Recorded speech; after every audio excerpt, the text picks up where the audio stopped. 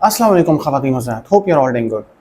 तो आज जो हम बात करने वाले हैं वो ड्रामा सीरियल परवरिश के हवाले से है, जिसकी कुछ लास्ट एपिसोड्स जो है टेलीकास्ट हुई।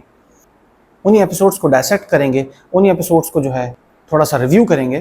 तो शुरुआत करते हैं अपने रिव्यू की। तो बेसिकली परवरिश ड्रामे की जो कुछ लास्ट एपिसोड्स टेलीकास्ट हुई हैं उसके हवाले से हम थोड़ा सा एक रिव्यू करेंगे आज। Drama as we all know कि परवरिश ड्रामा बहुत ज़बरदस्त तरीके से चल रहा है और आबोताब के साथ जो है चमक रहा है। कुछ जो लास्ट एपिसोड टेलीकास्ट हुई हैं उसके हवाले से चंद एक पॉइंट्स के हवाले से मैं रिव्यू करना चाहूँगा या उसके बारे में डिस्कस करना चाहूँगा।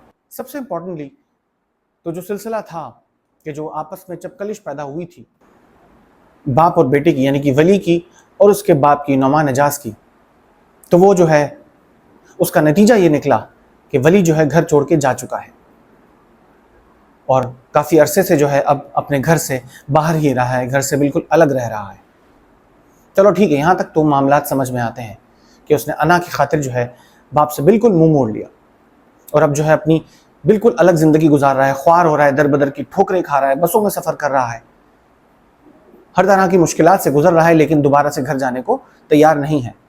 और अगर उसके दोस्तों की तरफ देखा जाए, उसके कज़न्स की तरफ देखा जाए, तो वो उसकी तरफ अप्रोच कर रहे हैं, उससे उसके फ्लैट में आके मिल रहे हैं। बहुत अच्छी बात है। अगर वली की फैमिली के हवाले से देखा जाए तो वली की फैमिली जो है माँ सिवाय उसके वालिद के सब उसके फ्लैट पे आ रहे हैं, उसके कज़न्स, उसके फ्रेंड्स उसके फ्लैट पे आ रहे हैं, उससे मिल रहे हैं, लेकिन कहीं ना कहीं वो डिसहार्टेड है और कहीं ना कहीं जो है परेशानी में है या पशेमानी में है कि उसने अपने वालिद के साथ जो है शायद सही नहीं किया। और मैं लाजमी जिक्र करना चाहूँगा मीसम नकवी का, जिन्होंने बखूबी एज अ फ्रेंड के तौर पे उनका जो किरदार निभाया है वो बहुत अच्छा है। जो बेसिकली उसका फ्रेंड भी है, उसका एक रहनुमा भी है, एक सरबराह भी है, जो उसको छोटी छोटी मुश्किलों में गाइड करता है और उसको सिखाता है, समझाता है, और दोनों का म्यूज़िक से रिलेटेड माइंड है। तो कहानी इसी तरह से आगे बढ़ रही है और दोनों का जो है माइंड मैच भी कर गया है काफ़ी हद तक, क्योंकि दोनों को म्यूज़िक का एक शौक़ है और जुनून है और पैशन है। इस वजह से जो है दोनों जो है अपनी ज़िंदगी गुजार रहे हैं, जैसे तैसे करके गुजारा उनका चल रहा है एक दूसरे के साथ, क्योंकि दोनों के पैशंस एक हैं।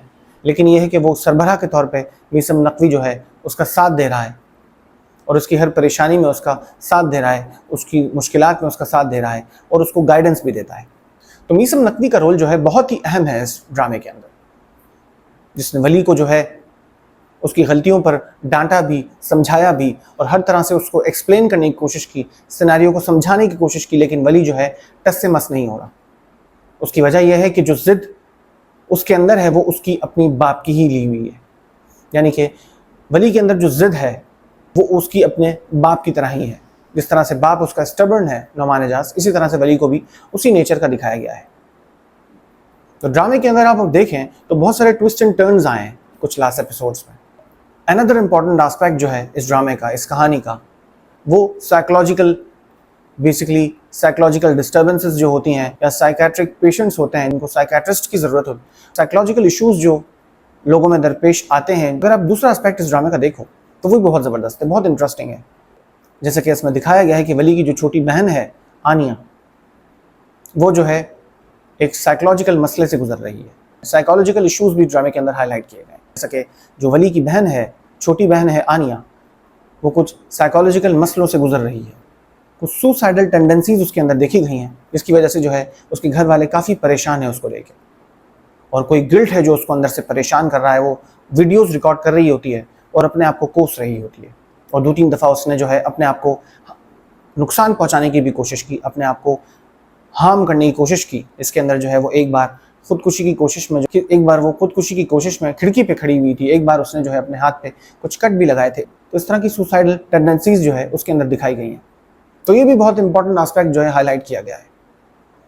और अगर हम जनरलाइज वे में देखें तो पाकिस्तान में जो है इस तरह की बीमारियां मेरे ख्याल से बहुत कम लोगों में नज़र आती हैं, ख़ासतौर पे इस तरह की उम्र के बच्चों में। इस तरह के साइकोलॉजिकल इश्यूज़, इस तरह के टीनेजर्स में जो है इस तरह के साइकोलॉजिकल इश्यूज़ थोड़े से कम नज़र आते हैं। मैं समझता हूँ कि यहाँ पे थोड़ा ड्रामे को एग्जैजरेट किया गया है, या शायद उसका बैकग्राउंड आप ये ले सकते हैं कि वो लड़की क्योंकि बाहर से, अमेरिका से आई है, तो इस तरह के जो है वो साइकोलॉजिकल इश्यूज़ वहाँ पे दरपेश आते हैं बच्चों को, क्योंकि वहाँ पे एक इंडिपेंडेंस होती है, एक डिफरेंट माहौल होता है, और यहाँ पर जो है एक कैद का सा माहौल होता है। तो वो जब उसके आदी नहीं होते तो वो कहीं ना कहीं जो है बागी हो जाते हैं और कहीं ना कहीं इस तरह के साइकोलॉजिकल इश्यूज़ में फंस जाते हैं। तो मैं समझता हूँ कि इस ड्रामे के अंदर जो है ये इस एस्पेक्ट को भी बहुत खूबसूरत तरीके से दिखाया गया है। और अगर हम तीसरा एस्पेक्ट को देखें कि लास्ट एपिसोड में जिस तरह से हुआ कि वली जो है अपने बाप से मिलने के लिए परेशान था और बहुत ही पशेमान था और वो चाहता था कि मैं अपने बाप से मिल लूँ क्योंकि वो अमेरिका जाने वाला था, और ऐन उसी वक्त जो है उसका जो सरबराह होता है घर का, फ्लैट का, जो उसके साथ रहता है, मीसम नकवी, वो उसको समझाता है, बुझाता है और उसको कहता है कि तुम अगर अपनी घुटन और अपनी सफोकेशन मिटाने के लिए जा रहे हो तो ख्याल नहीं करना ये सफोकेशन को अच्छी तरह से निकाल के ही आना।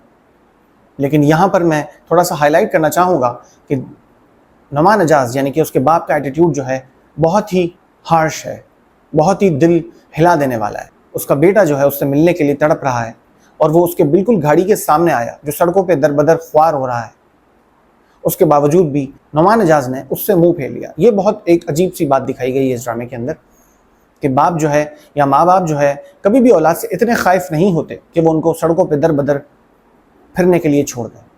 जितने भी आपस में इख्तलाफ हों, तो जिस तरह के भी माँ बाप में औलाद में आपस में इख्तलाफ हो, लेकिन कभी भी माँ बाप जो है अपने बच्चों को इस तरह से दर बदर ख्वार होने के लिए नहीं छोड़ते। ये थोड़ा सा मैं समझता हूँ कि नुमान एजाज का जो एटीट्यूड दिखाया गया है ये बहुत ही हार्श है, जो कि हमारी सोसाइटी में मेरे ख्याल से कम नज़र आता है। और मैंने इस तरह के बाप अभी तक, इस तरह के कोई माँ बाप अपने ज़िंदगी में नहीं देखे जो अपने औलाद से इस कदर खाइफ हो कि अगर बच्चा जो है उनके पास पलट रहा है, उनकी तरफ रुजू कर रहा है और उनसे बात करने की कोशिश कर रहा है या उनसे माफ़ी मांगने की कोशिश कर रहा है तो उसको इस तरह से धुतकार दें। तो ये बहुत ही अजीब सी बात है। तो ये एटीट्यूड जो है मैं समझता हूँ कि बहुत एक्सट्रीम दिखाया गया इस ड्रामे के अंदर। ड्रामे का मैं फिर वही कहना चाहूँगा, ड्रामा जो है ये एक बिंज वॉच ड्रामा है जिससे आप कभी बोर नहीं होते। और दूसरी तरफ अगर आप देखें तो वली का जो कज़न है वो भी आहिस्ता आहिस्ता वली के जाने के बाद जो है थोड़ा सा डिमोटिवेट हो गया। उसकी कंपनी ख़राब हो गई है, वो ख़राब लोगों में उठ रहा है, बैठ रहा है और उसके माँ बाप को नहीं पता। तो बेसिकली ड्रामा जो रिवॉल्व करता है वो औलाद की तरबियत पे करता है और बच्चों की ट्रीटमेंट पे करता है कि आप बीइंग अ पेरेंट जो है वो किस तरह से अपने बच्चों को ट्रीट करते हैं, किस तरह से उनकी मुश्किलों में उनका साथ देते हैं, किस तरह से उनके मुश्किलों को ख़त्म करने की कोशिश करते हैं और उनको साइकोलॉजिकली जो है अपने आप से करीब करने की कोशिश करते हैं और उनके करीब आने की कोशिश करते हैं, उनका फ्रेंड बनने की कोशिश करते हैं ताकि वो अपनी सब कुछ बातें जो है आपसे बताना शुरू करें, शेयर करना शुरू करें। तो ये बेसिकली एक बहुत ज़बरदस्त ड्रामा है, बहुत ज़बरदस्त मैसेज है उन पेरेंट्स के लिए।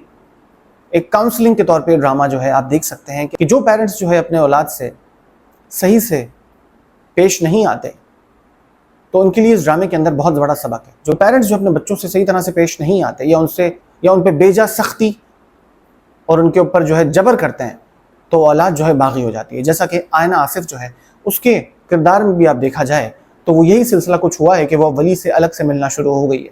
उसकी माँ को पता है, उसके शायद उसके बाप को भी पता चल गया है अब तो, लेकिन अब बाप कुछ कर नहीं सकता। पहले जब इतनी ज़्यादा सख्ती की, लड़की ऑलरेडी कंट्रोल में थी, उनके अंडर में थी, तो आप देख सकते हैं इस ड्रामे के अंदर कितना ज़बरदस्त मैसेज है और कितनी ज़बरदस्त काउंसलिंग है उन लोगों के लिए, उन माँ बाप के लिए कि जो माँ बाप बच्चों पर बेजा जबर करते हैं, ज़बरदस्ती करते हैं और अपने फ़ैसले उन पर मुसल्लत करने की कोशिश करते हैं। तो इस तरह के पेरेंट्स जो हैं उनके लिए बहुत ज़बरदस्त मैसेज है इस ड्रामे के अंदर।